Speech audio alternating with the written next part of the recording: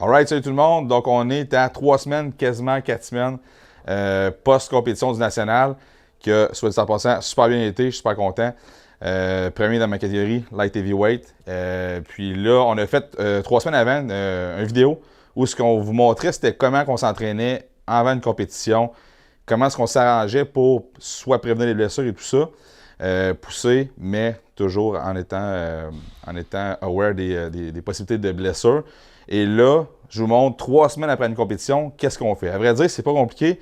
C'est toujours comme une reverse diet un petit peu. Fait que ce qu'on a fait avant la compétition, on fait la même chose. Parce qu'après une compétition, il faut qu'on comprenne, c'est que le corps est fatigué. Même chose qu'avant la compétition, on est en mode récupération. Ce qui est important, c'est de récupérer. Donc, c'est pas là que c'est important. C'est pas là qu'on va pousser à malade encore parce que notre corps est fatigué encore. Il faut récupérer, donc il faut lui donner la chance de revenir au stade, on pourrait dire, normal.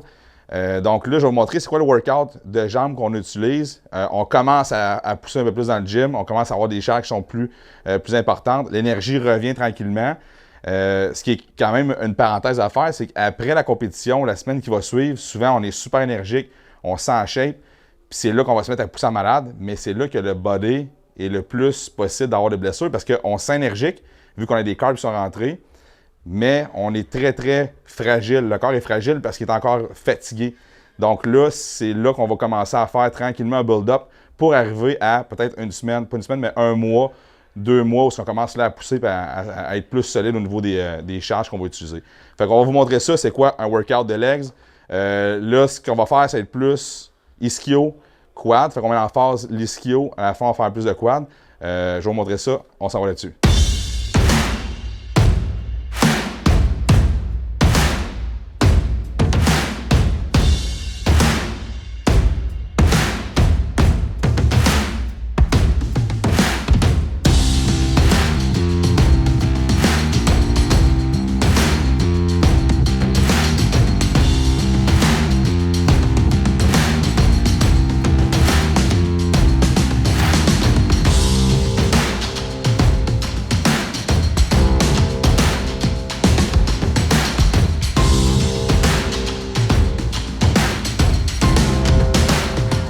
Alright, donc on vient de faire standing calf raise machine. La majorité du monde ne se sent pas dans le mollet, honnêtement, pour la seule et unique raison que quand il va faire un calf raise, le corps va toujours prendre le chemin le plus facile. On veut faire un calf raise, on va se lever.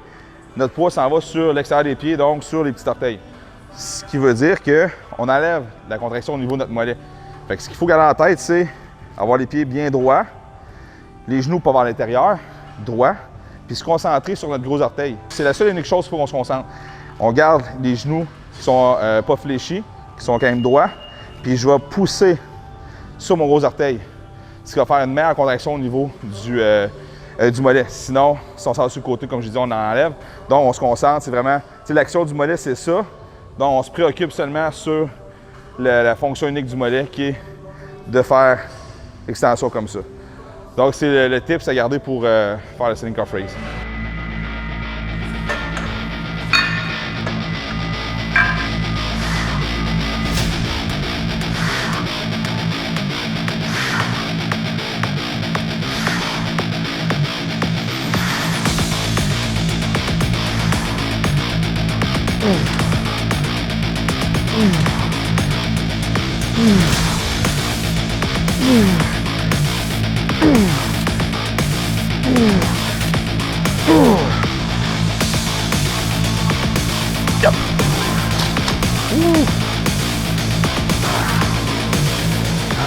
Alright, ici, c'est là le calf raise.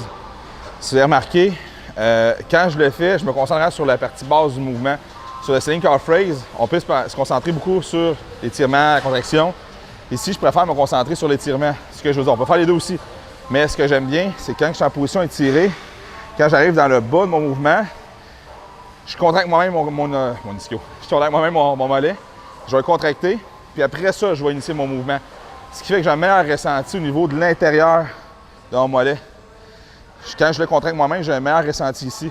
Donc, en le pré-contractant moi-même, j'ai un meilleur ressenti égale meilleur résultat, meilleur gain. Donc, c'est avantageux. That's it.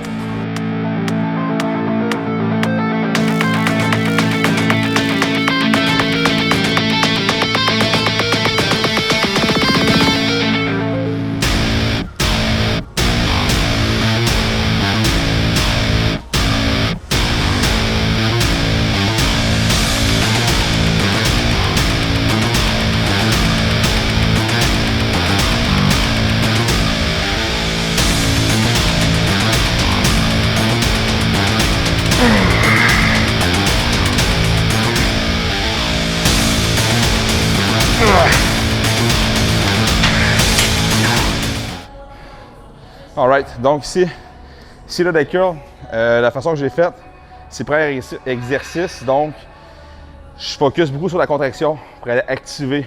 On s'entend, je fais plus que d'activation en ce moment, je vais quasiment à l'échec, puis là je vais faire un set à l'échec après ça, mais c'est vraiment pour aller chercher le maximum de contraction pour après ça, parce qu'on va faire un Romanian deadlift tantôt, pour aller chercher l'étirement. Donc si j'ai pas un bon ressenti quand je vais faire mon Romanian deadlift, souvent le ressenti est moins bon pendant mon Romanian deadlift. Fait que ça, on va aller accentuer la contraction, on va mettre beaucoup de flux sanguin, puis après ça, on s'en va l'étirer. Fait que c'est quand même assez bénéfique quand on le fait en début de training comme ça. J'ai ça, on a Raph qui est là, c'est un autre client qui fait du one leg, le line leg curl. Fait qu'on va le voir comment il fait ça. Pourquoi on fait ça comme ça? Je vous explique tantôt l'activation qu'on faisait sur le seated. Mais ce qui est bien, quand quelqu'un a un mauvais ressenti au niveau de l'ischio, on le fait comme ça parce que ça empêche que les hanches ils bougent vers le haut. C'est ce qu'on a le plus souvent comme problème. Là, le monde va bouger les hanches vers le haut, moins bien ressenti au niveau de l'ischio. Fait que quand on le fait comme ça empêche que le bassin il remonte vers le haut. Fait que Raph le fait très bien en ce moment. That's it, mon gars.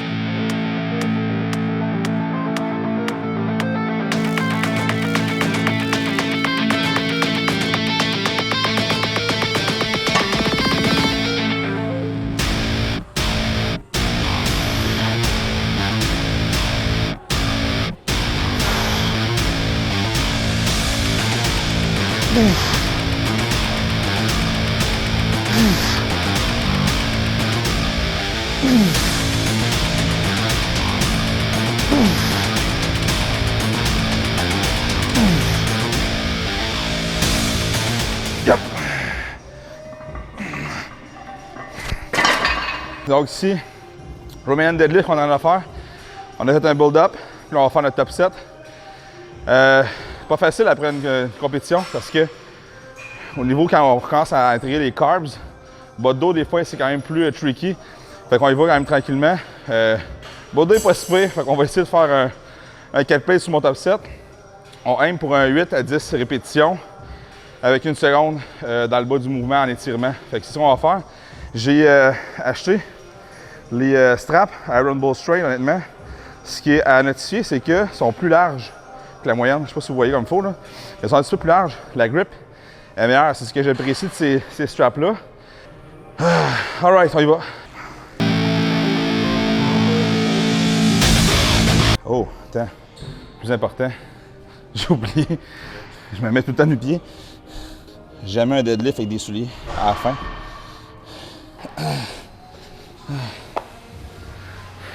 Pro tips, même si je ne suis pas pro. Quand je fais du deadlift, du squat, c'est peut-être mental, mais non, c'est pas juste mental. Je mets toujours nu-pied parce que je suis plus groundé au sol, moins de balancement. Des fois, on va prendre des souliers. Je les ai tous essayés, là. Automix, Riderwear, toute la gang. Il n'y a rien qui va être nu-pied. Puis là, je me suis acheté des Adidas Nizza. Honnêtement, c'est les best à date que j'ai, mais c'est pas nu-pied encore. Fait que quand j'arrive sur mes gros sets, c'est sûr que je vais mettre nu-pied. Mais l'idéal, ce serait de se mettre nu-pied tout le temps, comme ça. Tu build up, puis quand tu build up, ben, ton corps s'adapte tout le temps parce qu'il y a un patron moteur qui s'installe. Fait que c'est ça. Là, c'est juste que je les ai faites, mais j'ai fait, hey, c'est vrai, il faut le mettre nu-pied. Fait que là, pour mon top 7, c'est sûr qu'on va se mettre nu-pied dans ce temps-là. Pro tips done.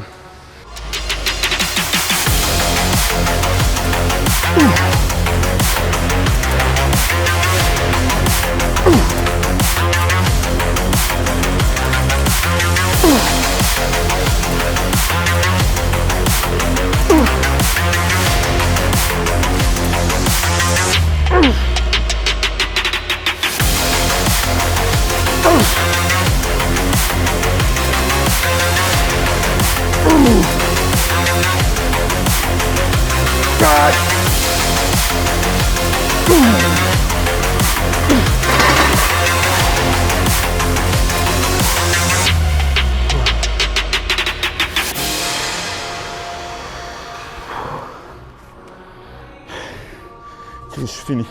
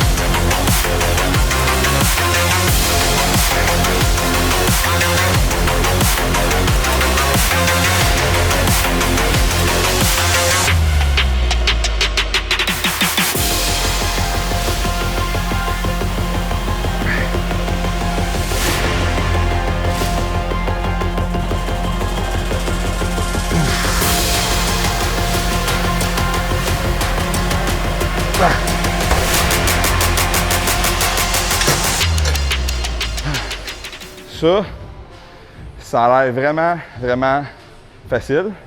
Mais si tu le fais comme il faut, avec le line de curl, ça pogne sans bon sens les adducteurs.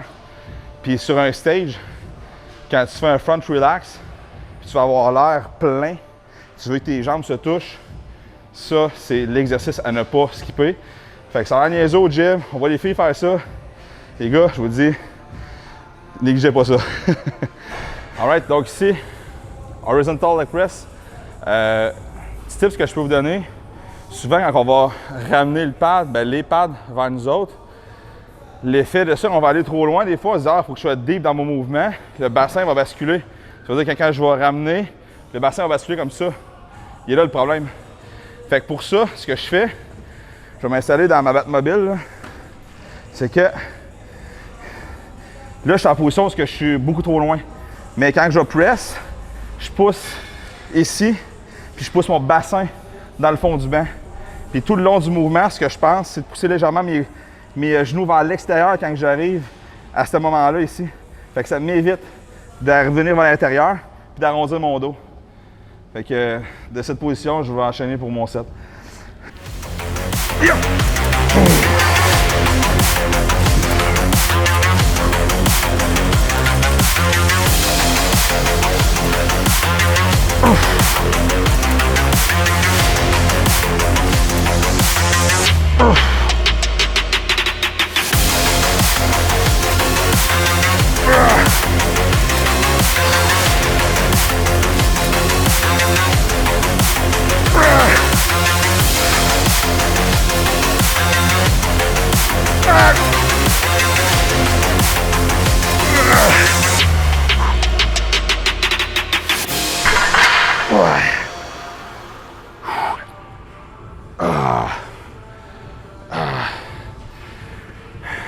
J'ai pas pu finir mon set parce que je me suis blessé au quad l'année passée, au mois d'avril passé. Ça revient tranquillement. Puis quand j'arrive, failure, en mode d'étirement, j'ai encore la crainte de me blesser. Fait que il faut toujours que je me garde des fois une rep à banque quand je sens que je suis, je veux dire, weak, fragile. Fait que c'est pour ça que j'ai arrêté une petite affaire avant. Je sais que j'aurais peut-être pu faire un autre rep. C'est la sagesse qui rentre. Leg extension ici, pour vrai, c'est tellement simple que des fois, du monde qui vont se compliquer la vie. Je mets les genoux vers l'extérieur, vers l'intérieur, blablabla. Je pousse mon bassin. C'est pas compliqué. Leg extension, tu pousses ton fessier dans le bas, chest up, pour pas que tu te ramasses avec le fessier justement à la fin, le bassin qui switch. Tu déplies ta jambe. C'est tout simplement ça. Déplie ta jambe au complet. Il n'y a pas d'autre action que tu dois faire. La seule petite affaire que je vais faire à la fin, c'est que je déplie, puis j'essaie d'aller porter mon genou plus haut. Une petite affaire pour augmenter la contraction, c'est tout. Fait qu'il n'y a pas d'histoire de réinventer la roue, leg extension, déplie ton articulation, that's it.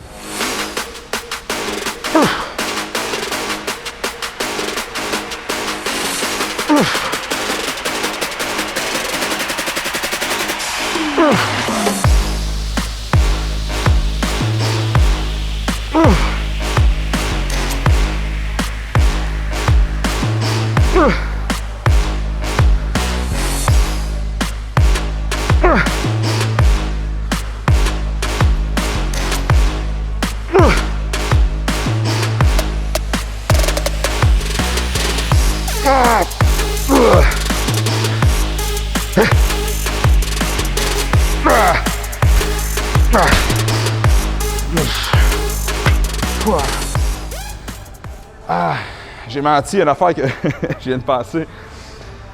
Quand je suis rendu à la fin et que je suis plus capable, dans le fond, je me sers du banc comme un levier, comme le preacher curl. Fait que je pousse ma jambe pour justement déplier ma jambe. Fait que c'est comme un effet levier que je vais créer.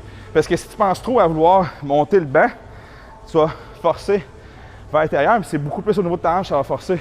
Fait que pense à pousser ton genou dans le banc pour déplier et venir contracter. Ça, c'est mon meilleur tip que je peux donner.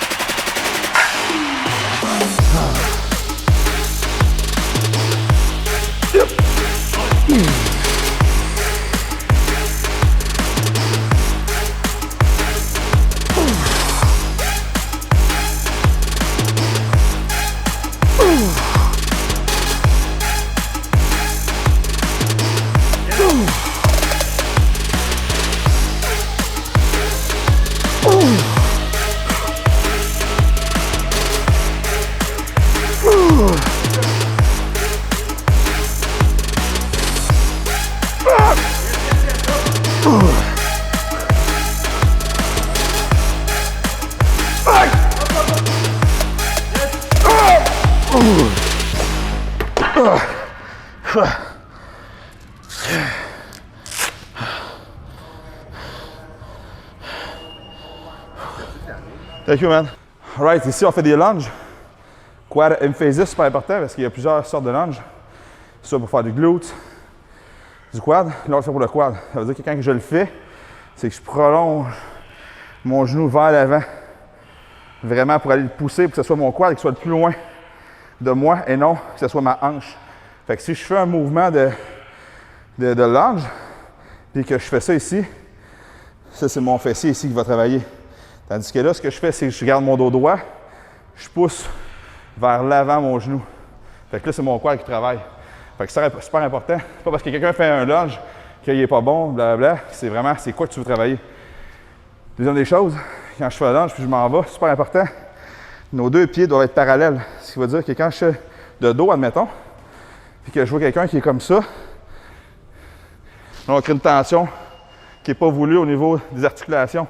Ce qu'on veut, c'est avoir tout le temps les genoux et les pieds dans la même lignée. Fait que c'est super important. C'est sûr qu'à la fin, à un moment donné, on est fatigué, ça peut arriver, là, mais quand on commence, c'est le même principe dans tout, la forme doit être primordiale. Puis après ça, c'est sûr que quand on devient fatigué, c'est là le danger par contre. Mais c'est ça, gardez les pieds parallèles tout le long du mouvement, comme sur un leg press, comme sur un squat, peu importe. Mais parallèle, les genoux toujours en lien avec les pieds. That's it.